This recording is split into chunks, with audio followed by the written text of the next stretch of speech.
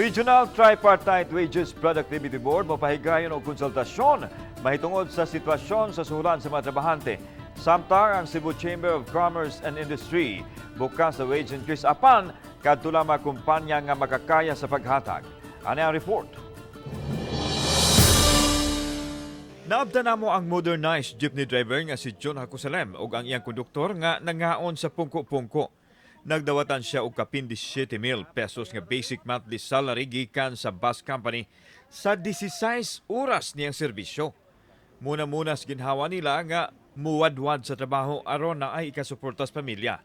Kung aduna may aumento suhulan, karon nga nagmahal na usab ang mga palaliton, mas makatabang kini kaniya ug sasama niya nga mga mamumuo. Mas maayo gid sir kay usa man kun mapiktuhan mo sad mi kay di man mi ka-drive kung di mi kakuha sa among kuan sad namang mi kuta god kay og di mi kakuha sa among kuta makansi mo sa ng kumpanya.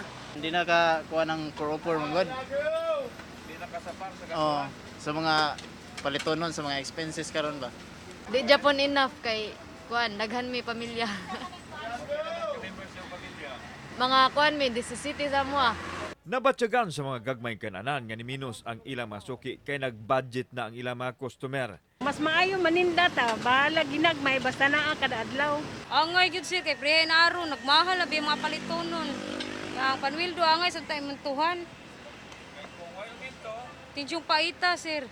Samtang gipadayag sa board secretary sa RTWPB Attorney Evita Mendoza Balani. What we are doing now, sir, is nag-schedule na your consultation. In fact, on March 22, na natay consultation sa Cebu. But consultation is different from public hearing pa man. Kay consultation, mangayo ra sila murag insight sa mga stakeholders.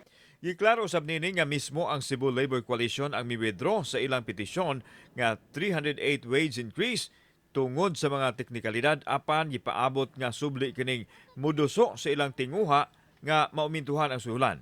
Samtang gitataw sa bag-ong presidente sa Cebu City Chamber of Commerce and Industry CCCI, bukas sila sa wage hike apan depende lang sa makakaya nini. We have some winners and we have some laggards, and I would say the winners should be able to be, as our in the past presence, sensitive also to the needs of our workers.